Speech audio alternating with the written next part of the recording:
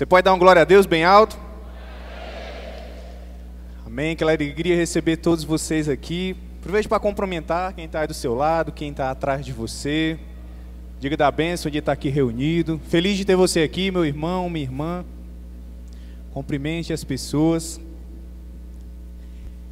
E agora eu quero que você olhe para alguém que está do seu lado e você vai dizer assim para ele: meu amado, o mês está começando, o dinheiro está saindo, e é uma boa noite você pagar o jantar para nós. Quem topa aí? Amém? Salva de palmas para Jesus.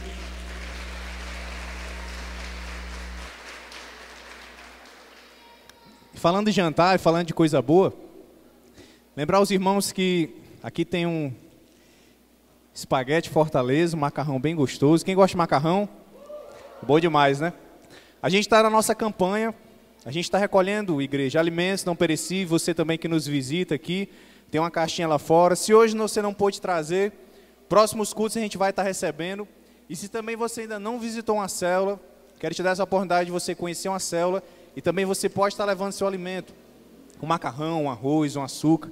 Tudo isso é para a gente fazer cestas básicas para estar ajudando as famílias aqui da igreja e que nos procuram também aqui na cidade. Então participe, coopere, você pode somar nisso também. E também lembrar para a igreja que nós estamos de jejum. Daí o macarrão agora, ó. Lembra que jejum, a gente está tirando uma refeição dos nossos dias, consagrando isso a Deus, está orando a Deus. A gente está orando pelas eleições, a gente está orando por cura em meio a essa pandemia, está orando por salvação, por arrependimento dos pecados. Então até o dia 16 de novembro, a gente também conta com você no nosso jejum. Todos os dias, tire o seu tempo, tire uma refeição e vamos estar orando e batalhando junto, porque o nosso Deus vai fazer grandes coisas, amém? Eu quero que você abra a sua Bíblia em Mateus 5:37. Já quero que você deixe ela aberta aí, seja no celular, seja de papel. E após você abrir, coloque a sua mão em cima da sua Bíblia. Se você estiver sem Bíblia, coloque a sua mão no seu coração. Eu quero que você junto comigo faça essa declaração de fé agora. Diga: Senhor Jesus, eu abro o meu coração para receber a Tua palavra. Eu abro a minha mente para o Senhor gerar transformação.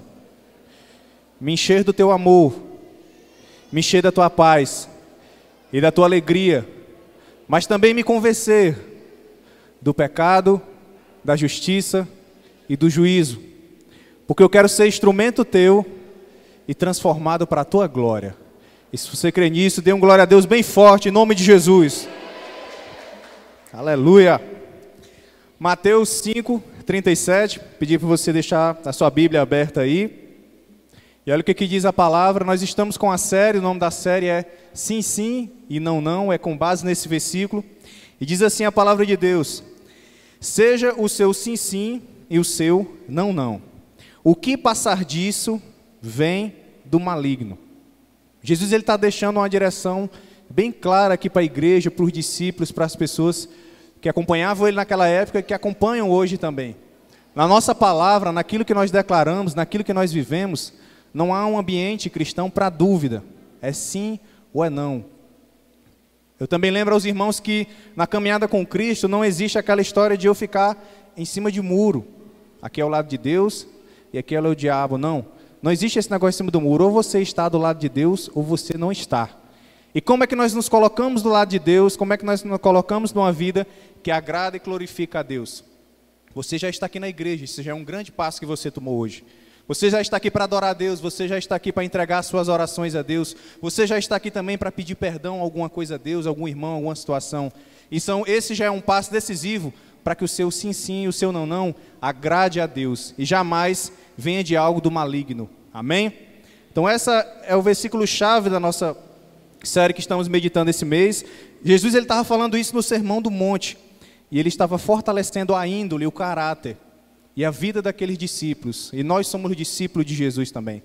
Domingo passado eu falei o tema Vivendo pela Palavra de Deus. Essa ministração também está disponível no nosso YouTube, Paz Church Quixeramobim. E eu estava falando sobre a importância da Palavra de Deus, que a Bíblia ela é completa, ela é o nosso manual completo, nela nós encontramos tudo o que nós precisamos. ela é perfeita, ela é infalível, ela não contém erros. Tudo que você precisar, você pode encontrar na palavra de Deus. E também eu falei num sentido de um alerta para o cuidado que nós devemos ter para quem está falando que a Bíblia precisa ser atualizada, ou então para quem está defendendo coisas que a Bíblia é contra. Então, é sim, sim ou não, não. Se a Bíblia diz que é pecado, amém? Se a Bíblia diz que é bênção, é bênção. Então, enfim, a Bíblia, ela é clara, ela é determinativa. Aquilo que eu vou responder à palavra de Deus vai definir também o meu destino. Ela também tem esse poder de ser determinativa, ou seja, se eu busco a Deus pela sua palavra, eu busco a salvação, eu busco aquilo que vem de Deus pela sua palavra, isso também existe algo determinativo sobre mim. Salvação, a proteção dele aqui na terra, estar com ele nos céus para sempre. Mas também ela é determinativa no sentido que se eu também negá-la, se eu também não quiser segui-la, isso também vai vir um peso sobre a sua vida, e também vai vir uma direção sobre a sua vida. Então ela tem que ser o nosso pilar principal, ela não é incompleta, ela é perfeita como ela já está. Então mergulhe nessa palavra. E hoje eu quero falar com os irmãos sobre crescendo pela palavra de Deus. Esse é o tópico 2, que a gente vai estar nessa série. Então a gente vivendo pela palavra de Deus, nós aprendemos e hoje nós vamos crescer pela palavra de Deus. E eu quero iniciar falando com os irmãos sobre uma ilustração de algo que está acontecendo no Brasil, que está acontecendo no nosso dia a dia. Porque a nossa vida ela é feita de ciclos, né? Ela é feita de momentos, fases de criança, adolescente, adulto, fases de solteiro, fases de casado. Então a gente passa por esses ciclos na nossa vida. E bem como existem ciclos no nosso trabalho, ciclos nos nossos relacionamentos uns com os outros. E uma coisa que acontece nos dias de hoje, e que muitas vezes atrapalha o nosso processo e o nosso ciclo, tem pessoas que já eram para estar anos-luz em sabedoria, em conhecimento, vencendo alguma etapa na vida, mas muitas vezes está preso em alguma área, lá no passado, lá atrás, seja porque não tomou uma atitude, seja porque sofreu algo no passado, e nós enquanto igreja estamos aqui para ajudar e direcionar nisso, mas isso é real também, algumas pessoas não conseguem avançar de fase, de ciclo. E uma ilustração que eu trago para os irmãos de algo que está acontecendo, é que o Brasil hoje, ele é o segundo país do mundo a passar mais tempo na internet. Você sabia disso? É o segundo país do mundo a passar mais tempo na internet. E olha outra curiosidade. Nós vivemos hoje uma geração digital. Pela primeira vez, os filhos têm um QI inferior aos dos pais. Então também nunca tinha acontecido isso dentro da história. Porque imagine comigo, as coisas vão se desenvolvendo. A tecnologia vem para quê? Para nos auxiliar também. A Bíblia falava que uma das profecias para o final dos tempos é que a tecnologia aumentaria. Isso também foi profetizado, isso tem acontecido. Agora, nós estamos usando essa tecnologia, nós estamos usando as informações realmente para o nosso crescimento, realmente também para a gente crescer na palavra de Deus, a gente crescer como discípulo. Então essa realidade aqui ela é muito tenebrosa. Olha também aqui o que esses dados indicam. Cada pessoa no mundo passa 6 horas e 42 minutos na internet por dia. Isso no mundo. Uma pessoa passa em média 6 horas na internet. Isso significa que ela chega a passar cerca de 100 dias inteiros dedicados usando a internet. Ou seja, ela passa 100 dias da vida dela direto usando a internet. E no Brasil? No Brasil, uma pessoa chega a passar 9 horas e 22 minutos todo dia na internet. Eu, por exemplo, eu trabalho 6 horas por dia. É a minha carga horária de trabalho. Toda a minha carga horária de trabalho eu estou na internet. Eu trabalho com um sistema. Eu tenho que entrar num sistema, passar uma informação e tudo está ali. Mas como é que eu estou passando o restante dos meus dias ou como é que eu estou aproveitando isso? E também fala que o brasileiro ele chega a passar 145 dias da vida dele conectado à internet. E o que eu quero alertar com os irmãos sobre isso, o que eu quero ministrar sobre crescer na palavra de Deus sobre isso. Primeiro eu pergunto, quem tem rede social aqui? Na rede social agora tudo é um coraçãozinho, né? Quando eu curto. Então você tem uma opçãozinha lá de marcar e tudo. Mas o que acontece muitas vezes por conta desse meio virtual é o quê? Eu curto, eu marco um coraçãozinho, eu faço uma demonstração de amor, mas eu só quero fazer isso no meio virtual, eu não faço isso no meio pessoal. Eu não faço isso com a minha família, eu não faço isso com meu esposo, com a minha esposa, com meu namorado. Eu faço isso dando uma grande ênfase no virtual, mas eu não faço no pessoal. Isso é um perigo. A gente também vê muitas vezes maridos, e até mulheres também, que curtem as fotos de outras pessoas, pessoas seminuas, que se deixam induzir por esse tipo de coisa e não valoriza a sua esposa que está do lado, ou não valoriza o seu esposo que está do lado. Pode ter uma situação difícil no seu relacionamento? Pode. mas também para o que você está dedicando e olhando, aonde é que tem sido o teu sim, sim, o teu não, não, aonde é que você está buscando um crescimento online, pessoal, na sua vida. Eu deixo essa reflexão para a igreja. Então hoje, acaba que nós vivemos muito também nessa questão das aparências. Então por que as pessoas te seguem? Por que as pessoas te curtem? Por que as pessoas te respeitam?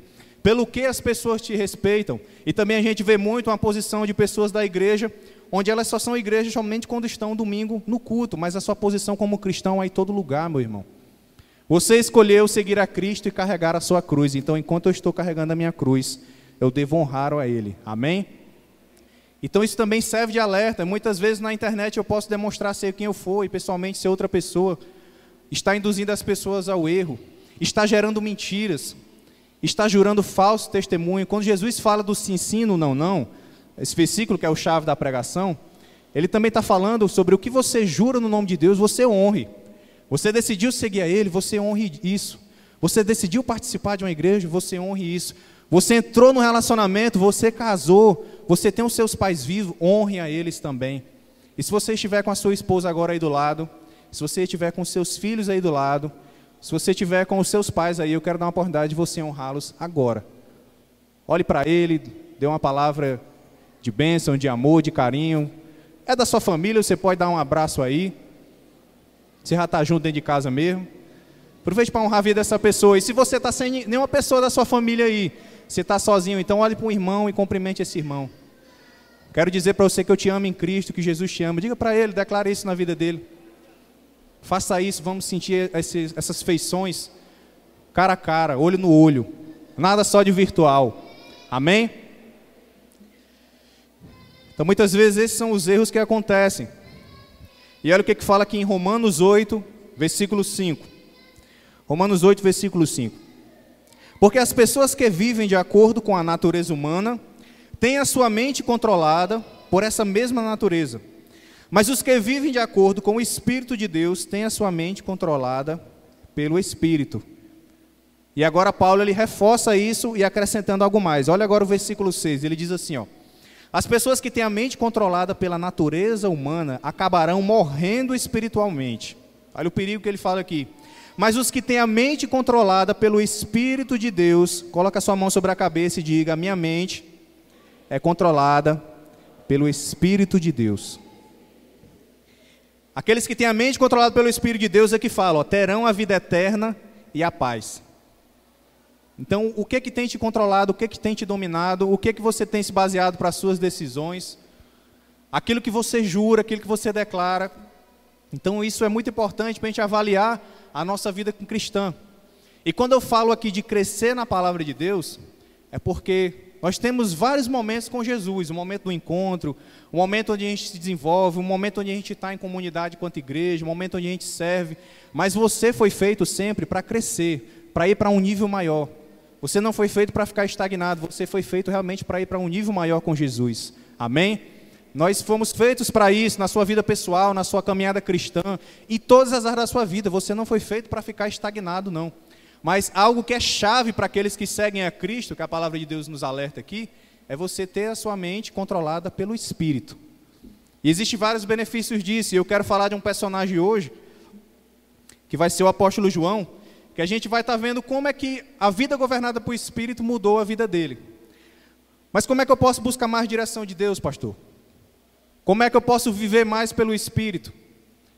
E no livro do profeta Jeremias, capítulo 33, já tem uma dica para nós. Olha o que diz aqui a palavra de Deus. Vamos ler juntos? 1, 2, 3. Clame a mim, e eu responderei, e direi a você coisas grandiosas e insondáveis, que você não conhece. Então a palavra já está muito clara nesse versículo. Eu quero ter mais direção, eu quero andar pelo Espírito, eu quero ir para um outro nível também como homem, como mulher, como esposo, esposa. Um dos primeiros pilares que você tem que entender é clamar a Ele. E Ele vai te revelar, que a palavra é bem clara, Ele vai te revelar coisas grandiosas, insondáveis, que você não conhece. Então clame a Ele. Nós ensinamos todos os domingos de você ter uma vida devocional, de oração, de meditar nas Escrituras, de adoração. E lembre que a palavra adoração, ela no seu sentido original do hebraico, adoração significa servir. Então eu adoro a Deus, louvor e tudo, mas é o meu serviço. A adoração ela também vem de serviço. Então é o fazer da palavra algo não somente que eu escuto, mas também algo que eu pratico, que eu vivo no meu dia a dia, que eu exerço isso com as pessoas que estão à minha volta. Amém, igreja? Então a gente tem que ter isso bem claro. E como é que foi na vida do apóstolo João? Olha como é que Jesus apelidou João e o seu irmão. As pessoas às vezes acham que Jesus não era um cara engraçado, mas Jesus é a pessoa mais engraçada que já passou pela terra também. E diz aqui em Marcos 3,17 o seguinte: Tiago, filho de Zebedeu, e João, seu irmão, aos quais pôs o nome de Boanerges, que quer dizer filhos do trovão. Por que Jesus colocou esse apelido? E agora falando mais da pessoa de João. Por que colocou esse apelido em João? João era um cara briguento. João era um cara que gostava de confusão. João é um cara que teve um momento que ele estava com Jesus e ele viu um determinado povo e diz: Jesus, vamos aqui orar para cair fogo do céu e queimar aquele povo. Esse era João. O caba era peça ruim, o cara era briguento. E o que era interessante é que João, quando se encontra com Jesus, ele é o mais novo dos 12 apóstolos. Então isso dá uma certa conotação de que ele era um pouco mais imaturo, ele era o mais novo. Mas também João, ele já era discípulo de João Batista. E eu lembro para a igreja quem era João Batista, aquele que veio preparar o caminho. Lembra de João Batista, aquele do deserto? A voz que clama no deserto, aquele caba também que era muito doido, só que ele era doido por Jesus. Então ele veio para preparar o caminho. Então João, aqui ele era discípulo de João Batista. Então ele já conhecia das Escrituras, ele já conhecia da palavra, ele já conhecia de adorar a Deus, mas também já conhecia de, além de amar a Deus, amar o próximo. Mas ele é uma pessoa que ele não estava crescendo diretamente na palavra. Precisou o verbo encarnado vir à terra e se mostrar para ele. E aí agora nós vemos uma nova face de João. Olha o que diz aqui em João 13, 23. Ora, um de seus discípulos, a quem Jesus amava, estava reclinado no peito de Jesus. E o que é curioso agora na vida de João? É porque aquele que era o filho do trovão, que era o da confusão, o das brigas, agora ele está dizendo o quê? A quem Jesus amava. Então ele está dizendo o quê? Eu sou aquele que Jesus mais ama dos 12. Ele se coloca numa posição de ser a pessoa mais amada. E o que faz ele pensar nisso? Por que faz ele declarar isso? Ele está crescendo, igreja. Ele está crescendo em relacionamento. Ele está entendendo o que significa perdão. Ele está entendendo sobre o que significa que Jesus ia fazer na cruz. Ele está entendendo que Jesus ele não veio matar pessoas. Quando eles pedem para cair fogo do céu, Jesus não foi para isso que eu vim. Eles achavam que Jesus ia causar uma guerra contra Roma. Ele diz, não foi para isso que eu vim. Eu vim para morrer pelos pecados da humanidade. E aquele que crê em mim terá a vida eterna. Quem crê em Jesus aqui, diga aleluia. Então ele veio com uma missão bem clara. João ele estava começando a compreender isso. E quando ele declara aqui que ele é o mais amado, é porque ele já está entendendo desse amor. Ele já está começando a viver desse amor. E nós temos que crescer nisso também. Não queira se culpar pelo seu passado, por situações que lhe frustraram e dizer que, mas eu não sou amado. Você tem um amor de Deus disponível para você. Você tem um amor de Deus disponível 24 horas para te preencher o teu coração, encher a tua mente. Agora nós precisamos também dar um passo em direção a Ele. Isso é todos os dias, não é só dia de culto, não é só em momentos específicos, é todos os dias estar em relacionamento com Ele. E João ele falou algo interessante aqui na primeira carta dele, capítulo 2, versículo 12. Agora eu quero que você abra a sua Bíblia aí em 1 João, capítulo 2. Pode deixar ela aberta aí. Nós vamos meditar agora só nessa passagem aí. Porque assim como João, ele entendeu quem era Cristo, ele entendeu sobre as escolhas que ele tinha que fazer. Ele entendeu sobre o que era o amor de Cristo e que ele tinha que deixar coisas para trás, deixar pecados para trás, deixar opiniões para trás. Ele entendeu que a vida também é feita de ciclos. E eu quero meditar com a igreja hoje sobre 3 fases que todos nós na caminhada cristã nós passamos. 3 fases que todos nós, desde o nosso encontro a Cristo até o dia da volta dele, e nós estaremos preparados para isso, amém? Preparados, aguardando Ele, adorando a Ele, sendo fiel a Ele como discípulos. Então a gente passa por essa evolução, mas existem essas fases. E eu vou estar meditando aqui, porque de repente você está na primeira fase, de repente você está na segunda, de repente você está na terceira. Mas o que é mais importante é, você está bem com Deus. Dependente da sua fase, esteja bem com Deus, porque nós estamos todos em crescimento.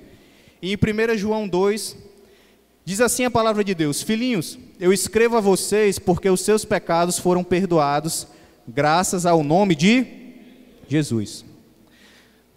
Agora do 12 eu vou lá para o 1, e diz assim, ó: meus filhinhos, escreva a vocês essas coisas, para que vocês não pequem. Então diga para quem está do seu lado aí, não peque. Mas se você pecar, diga para ele, se arrependa, e você tem um intercessor, que é Jesus. É isso que João está deixando aqui bem claro, porque ele está dizendo, ó, não devemos buscar ter uma vida de pecado, mas todos nós estamos suscetíveis a ser atingidos de alguma forma, pensamento, convívio com pessoas, alguma situação. Então ele fala que se caso você pecar, nós devemos nos arrepender, mas entender que nós temos um intercessor, nós temos um advogado fiel que é Jesus, que ele intercede por nós. Mas lembre-se também que ele intercede por aqueles também que buscam a ele, que fazem também como a Manu declarou aqui na ministração, sobre oferta e dízimos, daqueles também que colocam ele em primeiro lugar. Porque você mesmo, você vai dar o seu melhor para uma pessoa que não dá o melhor para você? Nós temos uma natureza egoísta. Com Jesus, com Deus e com o Espírito Santo não é assim. Ele quer dar tudo para você. Ele não tem negócio de reservas, eu vou dar um pouquinho, ele vai me dar um pouquinho, não. Ele quer dar tudo. Mas para isso também, eu vou ter que me entregar. Amém? Eu vou ter que dar esse passo, eu vou ter que dar essa direção. Então essa primeira fase da vida cristã é que eu chamo de os filhinhos. Ele escreve aqui, ó, filhinhos. Ele está escrevendo para esse grupo específico.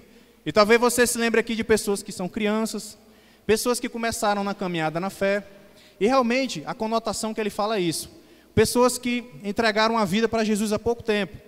Pessoas que começaram a caminhar com Cristo há pouco tempo. Então eu queria perguntar uma coisa: quem entregou a vida para Jesus aqui nos últimos 6 meses? Faça assim com a sua mão. Amém? Uma salva de palmas para essas pessoas.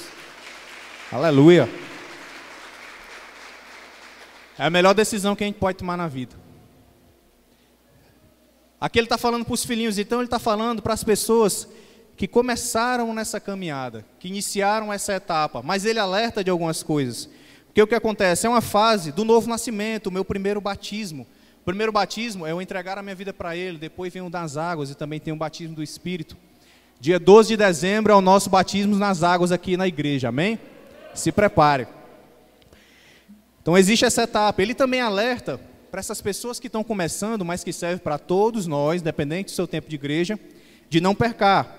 Mas se ocorrer, a gente se arrepender e buscar o nosso advogado Jesus, só reafirmando isso. E ele também alerta o seguinte, que nessa fase, quando a gente está no começo da caminhada com Cristo, a gente ainda está bebendo um alimento líquido. É como um bebê que está ali com a sua mãe, ele está sendo cuidado, ele ainda não tem dente, ele não tem nada para masticar, então ele fica ali no alimento líquido.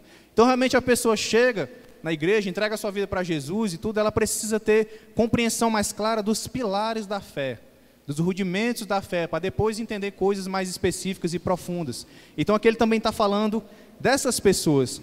Mas aqui agora eu quero dizer algo para você que entregou a vida nos últimos 6 meses e para todos nós que pode ter mais tempo do que isso. Aqui eu quero dizer algo também. Como é que nós vamos vencer essa etapa? Porque você não vai tomar leite a sua vida toda. Você não vai ser bebê na fé a sua vida toda. Você não vai ser criancinha a sua vida toda. Você tem um pai que vai te cuidar. Deus, ele cuida de nós. Mas ele fala que nós temos que sair desse alimento líquido e ir para um alimento sólido. Então, como é que a gente vence essas etapas? A gente ainda nessa fase inicial e tudo. Eu sempre lembro do pilar principal que gera salvação: arrependimento. Como é que eu venço essa etapa? Sempre me arrependendo. Daquilo que eu fiz que não agradou a Deus, daquilo que eu fiz que não glorificou a Deus, daquilo que eu preciso pedir perdão, me arrepender de algo. Esse é um pilar sempre essencial, sempre guarde isso. E quando é que eu tenho que me arrepender, pastor? É sempre que você sentir que algo precisa ser feito. E muitas vezes eu vou ter um momento de oração e eu posso achar que o meu dia foi bem, eu não fiz nada de mal com ninguém, eu estou bem, não aconteceu nada, nenhum problema, mas eu digo: Pai, eu oro para que o Senhor me perdoe de repente se eu fiz alguma coisa que não te agradou. Isso é ter fé, isso é confiar em Deus, isso é querer sempre respeitar a Deus. Eu lembro também de Jó. A Bíblia diz que Jó, ele fazia sacrifícios pelos seus filhos, antes mesmo dos seus filhos cometer qualquer pecado, porque ele queria cobrir os filhos dele com a proteção de Deus. Aquele sacrifício, o sangue dos animais, era proteção, mas qual é o nosso sacrifício hoje? É o sangue de Jesus que te protege, que te guarda, que te limpa, que te salva e que te sara. Hoje nós temos esse sacrifício, nós temos isso sobre nós, coberto nas nossas vidas. Então esse é um pilar importante. Outro pilar importante para quem está nessa fase dos filhinhos é perdoar a si mesmo. É tirar essa mentalidade de estar sempre se acusando, de achar que é indigno, de achar que não tem valor. Então perdoe a si mesmo, porque Jesus já perdoou você. Perdoe a si mesmo, tire essas mágoas, tire qualquer máscara, qualquer coisa que ficou aprisionada da sua vida passada. Você é nova criatura com Cristo, meu irmão. Você é uma nova pessoa com Cristo, o sangue de Jesus ele está sobre a sua vida, você decidiu sobre ele. Então perdoe a si mesmo, porque ele já perdoou você. Eu tive que perdoar muitas coisas a mim mesmo do que eu vivi quando eu entreguei minha vida para ele. Raiva de pessoas, raiva de familiares, pecados que eu tinha, que eu convivia com aquilo constantemente. Ainda na igreja tinha coisas que eu lutava para vencer, e eu fui lutando, e fui vencendo ciclo por ciclo, etapa por etapa. Então nós somos chamados também para isso. Então perdoe a si mesmo e perdoe ao seu próximo. Lembra de João, que era o briguento? Agora ele diz que é o amado. Ele é conhecido como o apóstolo do amor. Você vai ler o evangelho de João, as cartas de João, você vai ler Apocalipse. Você vê sempre um linguajar nele realmente mais amoroso do que os outros discípulos. Então ele é uma pessoa que ele entendeu também sobre perdoar as pessoas, sobre entender que eu tenho que levar a salvação para todo mundo. Quem somos nós para dizer quem é que vai ser salvo ou quem não é? Somente a Deus. Então eu tenho que anunciar essa palavra, eu tenho que levar essa palavra ao máximo de pessoas possíveis, para que elas tenham esse encontro com Ele. E olha o que ele diz aqui no versículo 5, ainda em 1 João 2, só nesse capítulo, ele diz assim, ó: mas se alguém obedece a sua palavra, nele verdadeiramente o amor de Deus está aperfeiçoado. Desta forma, sabemos que estamos nele. Aquele que afirma que permanece nele, deve andar como ele andou. Se nós afirmamos que permanecemos nele, nós devemos andar como ele andou. Ah, pastor, então vou ter que andar com aquelas roupas bem grandes, deixar minha barba crescer, o cabelo, ele andava assim? Não, igreja. É você analisar o caráter de Cristo, como é que eram as características de Cristo, a personalidade dele, e eu buscar trazer isso para a minha vida e andar como ele andou. E assim eu vou vencer essa etapa de ser os filhinhos. Porque nós temos que avançar, nós temos que ir para outra fase. Amém? E qual é a segunda fase que o apóstolo João ele fala também em 1 João 2? Agora vá para o versículo 14. 1 João 2, versículo 14. Na parte C desse versículo diz assim, ó: jovens, eu escrevi a vocês porque são fortes, e em vocês a palavra de Deus permanece, e vocês venceram o maligno.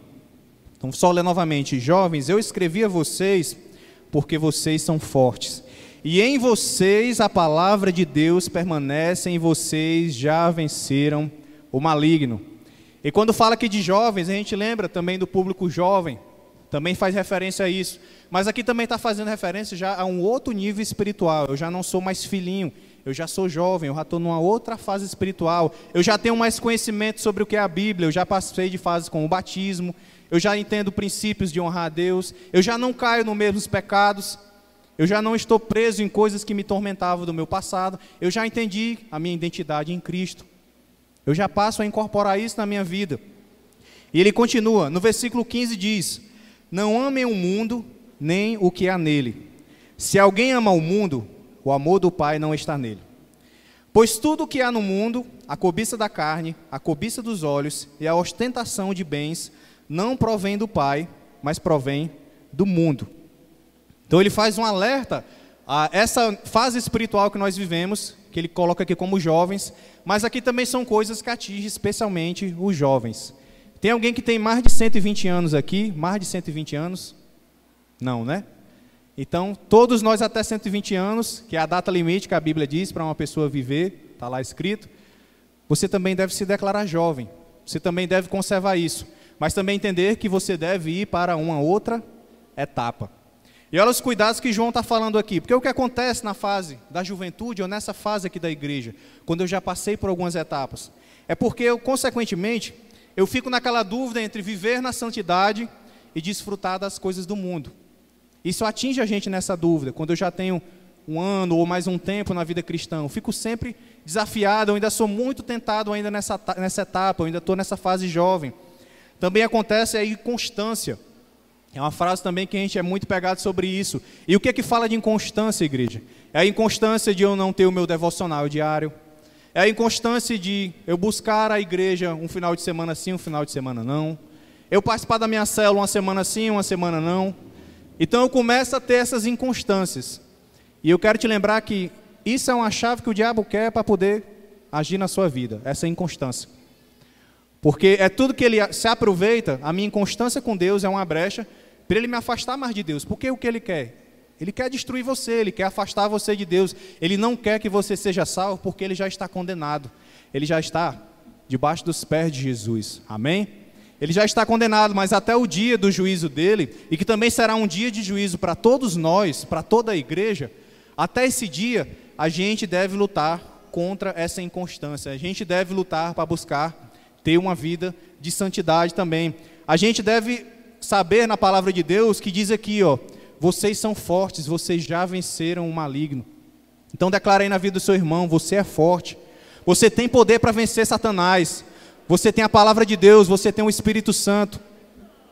Eu declaro, Pai, aqui em nome de Jesus, a igreja aqui, as pessoas que estão aqui reunidas, Deus, pessoas que vão ter vitória na Tua palavra, Deus, pessoas que vão vencer pelo poder do Espírito Santo, Pai, pessoas que não vão cair em ciladas, Pai, pessoas que vão buscar avançar, Deus, avançar para uma nova etapa, para um novo ciclo, Deus, buscando ter uma vida de santidade, uma vida de força, Pai, uma vida de coragem, depositando a fé somente em Ti, em nome de Jesus. Amém. Então a gente guarda isso. Se eu declaro sobre a igreja e para a minha vida também, porque essa fase, essas etapas vão vir. E como é que eu venço essa etapa, pastor? Como é que eu venço essa fase dos jovens? Seja porque eu sou jovem ou seja porque eu estou nessa minha fase da fé, ainda que eu não estou ainda bebendo desse alimento sólido. O primeiro ponto é você reconhecer quem você é em Deus. Eu trago de novo essa questão da identidade. Olha o que diz em 1 Pedro 2,9. 1 Pedro 2,9. Pode colocar aqui o slide. E diz assim a palavra de Deus: vocês, porém, são geração eleita, sacerdócio real, nação santa, povo exclusivo de Deus, para anunciar as grandezas daquele que o chamou das trevas para a sua maravilhosa. Então vamos ler juntos?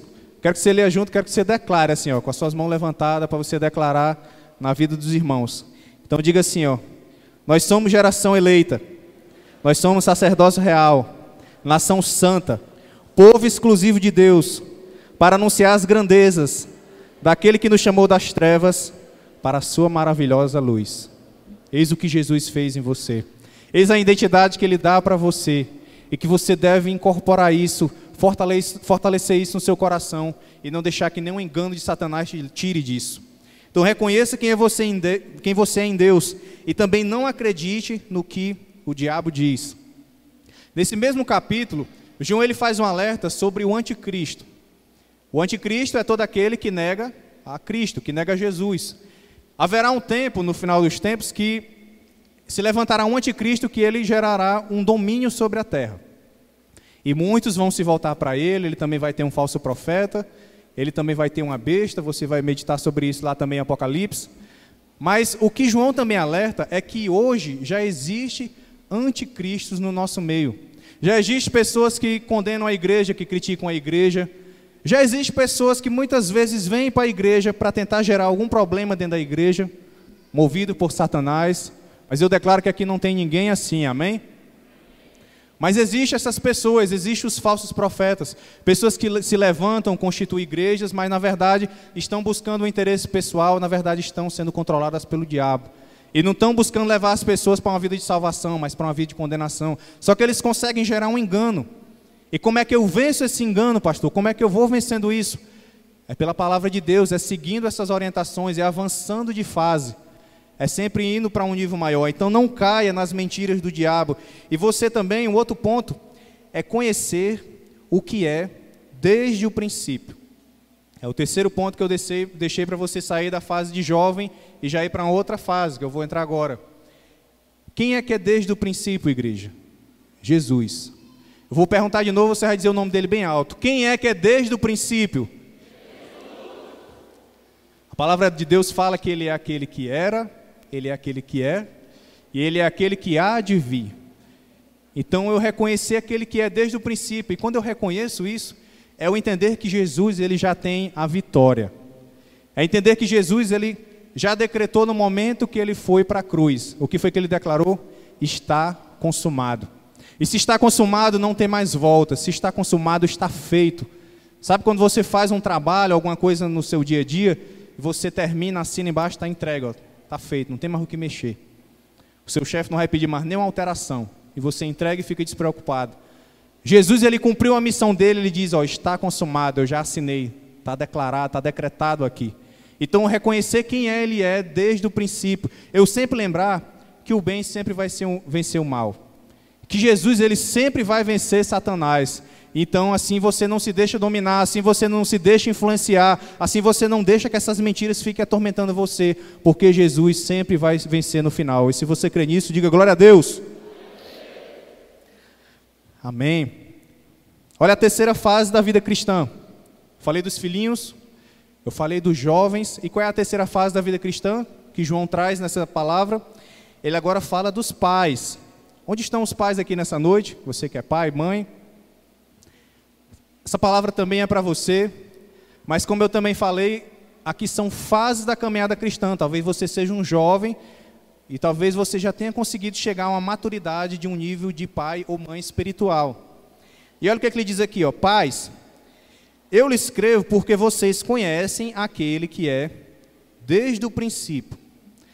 E é interessante que João ele fala isso duas vezes no mesmo capítulo. Ele fala isso no versículo 13 e ele fala isso no versículo 14. Ou seja, ele está alertando duas vezes. Você já conhece aquele que é desde o princípio. Você já conhece aquele que é desde o princípio. Ele está alertando para os pais isso. Ele está martelando para os pais isso. Então aqui já fala de pessoas que já estão num nível de maturidade espiritual já bem maior. São pessoas que já vivem mais um tempo de igreja, que já viveram mais experiências, que já vivem mais dos princípios. São pessoas que muitas vezes já estão servindo na igreja, são pessoas que já lideram algo, são pessoas que já discipulam, que lideram o céu. Então são pessoas que já estão num nível maior espiritual. E lembre-se que dos filhinhos, do jovem e dos pais, nós estamos sempre em crescimento. Jamais podemos ficar só numa fase, amém? Então aqui está falando desse tipo de pessoa. Então João ele também fala sobre passado e presente e futuro, porque essas pessoas já entenderam quem é Cristo, já entenderam quem é aquele desde o princípio, e elas caminham com essa certeza no coração. Eu sei quem é Cristo, eu caminho com essa certeza. Elas já sabem onde deve permanecer e elas já sabem como orientar a próxima geração. E eu falei no início do culto que pela primeira vez os filhos eles estão com um QI menor do que o dos pais, ou seja, os filhos estão ficando mais burros do que os pais. Para ser bem claro é isso. Então, meu irmão, quando a gente analisa essa geração digital que está deixando de buscar um conhecimento genuíno, algo que agrega, quando a gente analisa essa geração que está deixando de buscar a Deus, que está deixando de buscar e viver as palavras de Deus, onde é que essa geração vai parar? Como é que essa geração vai ser controlada? A quem essa geração vai estar servindo? Porque a Bíblia também diz que nós não podemos servir a dois senhores. Ou nós serviremos a Deus ou ao maligno. Mas a Bíblia está todo o tempo nos alertando nessa palavra de hoje que você tem força para vencer o maligno, que você pode vencer ele, que você tem o Espírito Santo para vencer ele. Então as recomendações que faz para os pais é porque ele já tem a capacidade de gerar outros filhos, né? Então você é um pai, uma mãe espiritual. Eu, por exemplo, sou discipulador, eu tenho discípulos, então eu exerço paternidade sobre eles, porque eu quero derramar sobre eles algo para ele gerar uma geração melhor do que a minha. E gerar uma geração melhor do que a minha vai ser como cristão, vai ser como homem de Deus, vai ser como pai de família, vai ser em vários aspectos. Eu quero que ele tenha uma geração melhor do que a minha. Você deve querer isso para os seus filhos, seja seus filhos naturais ou seja seus filhos espirituais também. Agora, um problema de quando a gente chega nessa fase de pai, né, nessa fase espiritual, é porque muitas vezes tem gente que estagna. Eu já conheço tudo da Bíblia, eu já sei de tudo da Bíblia, eu já entendo de tudo. Então tem gente que se prende nisso e fica declarando essas coisas, mas pelo que o cristão é conhecido, igreja? A palavra de Deus fala lá em João 15, pelo que o cristão é conhecido? Pelos frutos. Então, se você é filhinho, jovem ou pai, você tem que continuar o quê? Dando fruto. E como é que Jesus faz para dar mais fruto? Ele nos polda, Ele nos trata, Ele tira coisas da nossa vida que está nos fazendo errar, pecar e nos afastar dEle. É assim que Ele nos trata, para que a gente dê mais fruto e continue avançando de fase em fase. Então, em 1 João 2,24 diz: quanto a vocês, cuidem, para aquilo que ouviram desde o princípio permaneça em vocês. Então ele está mandando a gente cuidar, ó. Aquilo que vocês ouviram, que isso tem que permanecer. Se o que ouviram desde o princípio permanece em vocês, vocês também permanecerão no Filho e no Pai. Esta é a promessa que Ele nos fez. Qual é a promessa, igreja? A vida eterna. Então a gente cuidar para permanecer naquilo que a gente conhece desde o princípio, daquilo que a gente conheceu desde quando era filhinho, desde quando a gente vai para a fase jovem, desde quando a gente vai para a fase de ser pai e ser mãe, mas que a gente não se deixe dominar e regrida ou então fique estagnado na mesma fase. É sempre em crescimento, é sempre indo para um nível maior com Deus, amém? E olha como é que Deus faz conosco, que essa é a diferença do que Deus trata e faz conosco, do que o mundo ele trata e faz com as pessoas. E tem aquela frase que as pessoas dizem assim: ah, não quer aprender dentro de casa não, o mundo ensina. As pessoas não dizem isso? Mas quando você vai aprender pelo mundo, o negócio é muito mais difícil e doloroso. Porque quando você quebra a cara, são poucos que vão estar lá para te ajudar a reconstruir. Quando você cai nas mentiras, você não tem a experiência, você não conhece das verdades. Então você ser ensinado pelo mundo é a pior coisa que pode acontecer. Então se você é pai e mãe, você tem o dever de educar os seus filhos na palavra de Deus e nos princípios de Deus. Se nós somos pais e mães espirituais, se eu ainda não tenho meu filho natural, é meu dever também gerar que as pessoas sejam guiadas e cuidadas pela palavra de Deus. E eu faço essa ilustração para fechar minha ministração de hoje sobre adoção. Adoção é aquele procedimento que um casal, ele adota uma criança para cuidar e para fazer daquela criança o seu herdeiro, o seu filho, a sua filha, pelo resto da vida. Todos vocês sabem o que é adoção, amém? Mas o que acontece sobre a adoção? Muitas vezes, quando a gente adota uma criança, muitas vezes uma criança que já tem uma idade avançada, ou até mesmo um bebê, aquela criança ela já carrega dentro dela também o DNA, ela já vai carregar dentro dela também vários vestígios da sua família anterior.